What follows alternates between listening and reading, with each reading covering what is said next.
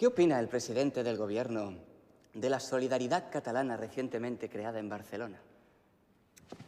¿Qué quiere usted que opine?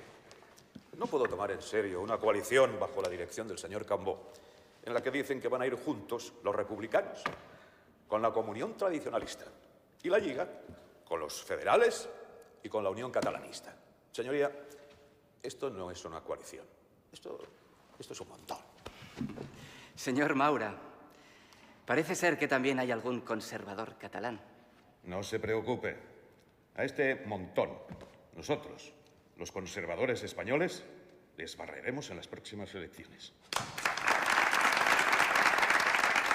L'encàrrec que vos duc de part del nostre president, el senyor Maura, és molt concret.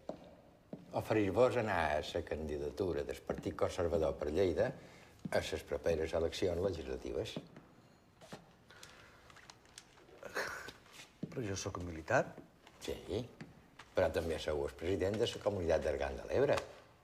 Sí, ho sóc perquè vaig fer un estudi sobre les possibilitats de regadiu de les terres lleidatanes. I per això sou molt estimat i respectat a Lleida. I per tots els lleidatans. Sí, potser sí, però... Però és que jo no en sé res de política. Sóc un enginyer. Quan Maura em va demanar que organitzés aquesta entrevista, em va dir el prestigio y la popularidad de Macià ayudarían mucho al partido. Sí. Sí, el senyor Maura del Partit Conservador ja ho entenc, que els I jo beneficien... sóc el delegat del partit a Lleida. Ja. Però què en traurien els votants de Lleida del fet que jo fos el seu diputat? Vos seríeu el seu representant en el Parlament i col·laboraríeu en la política del Partit Conservador.